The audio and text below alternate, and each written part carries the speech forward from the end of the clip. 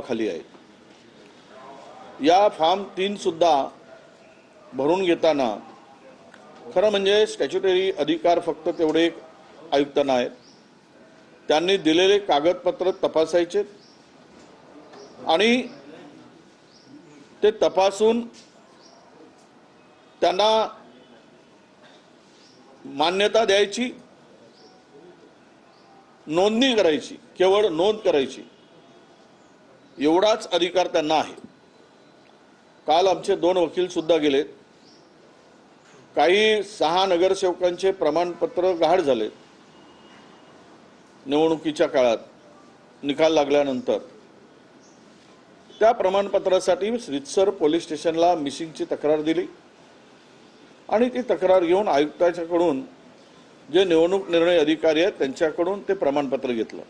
खरं तर प्रमाणपत्र हे कंपल्सरी नाही आयुक्तांना दाखवण्याची, आयुक्तांना नोंदणी करताना देण्याची, पण हे आयुक्त मात्र पूर्ण सत्ताधाऱ्यांच्या ताटाखालचं मांजर झाल्यासारखे वागतायत।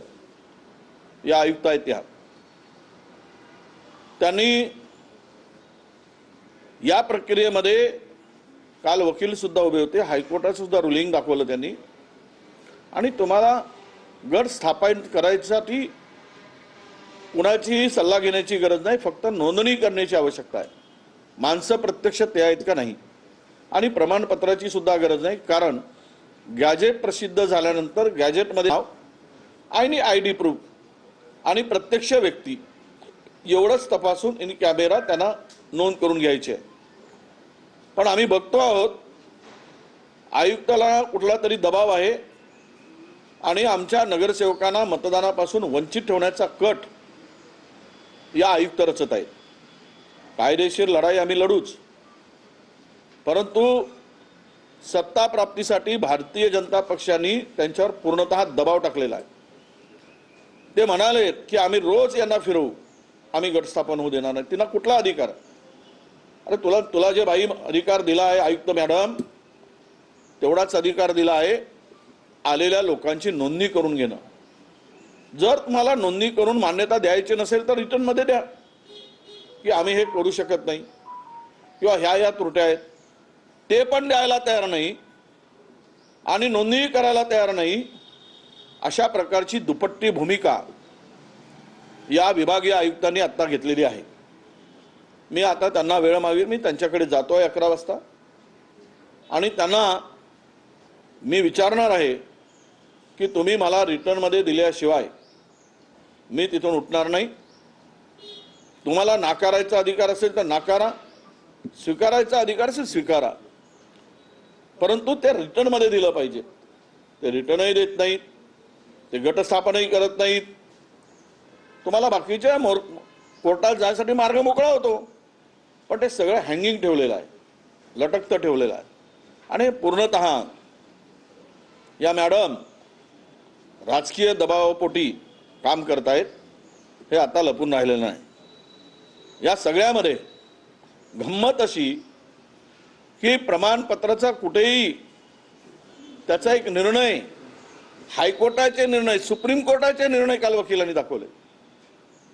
ते म्हणते की लॉ अँड ज्युडिशरीचे आम्ही मत घेऊ, त्यांच्याकडे पाठवू, काहीच गरज नाही आहे। यांना केवळ स्टॅच्युटरी अधिकार आहेत नोंदणी करून घेण्याचा, त्या पलीकडे आयुक्तांना कुठलाही अधिकार नाही। आणि नोंदणी करून ती यादी तिकडे चंद्रपूर महानगरपालिकेच्या आयुक्ताकडे पाठवायचं आहे निवडणूक प्रक्रियेमध्ये सहभाग करण्यासाठी। गटाची नोंदणी करायची आहे हा वेगळा विषय। गट नोंदणी करत असताना तुम्हाला मान्य करायचं आहे नाही मान्य करायचं आहे, तुम्ही करू शकत नाही की करू शकता, हे रिटर्न मध्ये मी काल पण त्यांच्याशी फोनवर बोललो, पण तेही ते तयार नाहीत।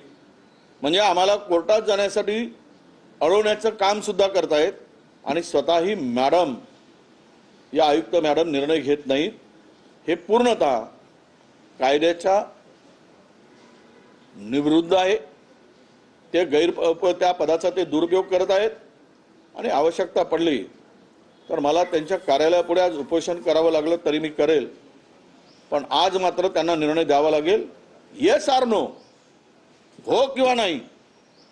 पण असं जे फिरवणं सुरू आहे आणि असं कुठेही नाही, प्रोव्हिजन नाही, कायदा नाही, कानून नाही, कुठला नियम नाही, हे सर्व आम्ही त्यांना दाखवलं आहे.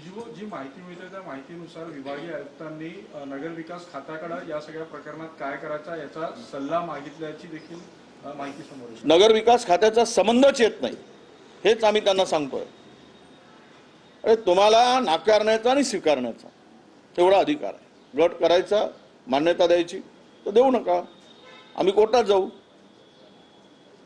परंतु विभागीय आयुक्ताकडे जाईल, महिनाभर त्यांच्याकडे ते पेंडिंग राहील, तोपर्यंत सत्ताधारी आपलं काम करून मोकळे होतील. हे कट कारस्थान विभागीय आयुक्त रचत आहे, हे षडयंत्र रचत आहे विभागीय आयुक्त.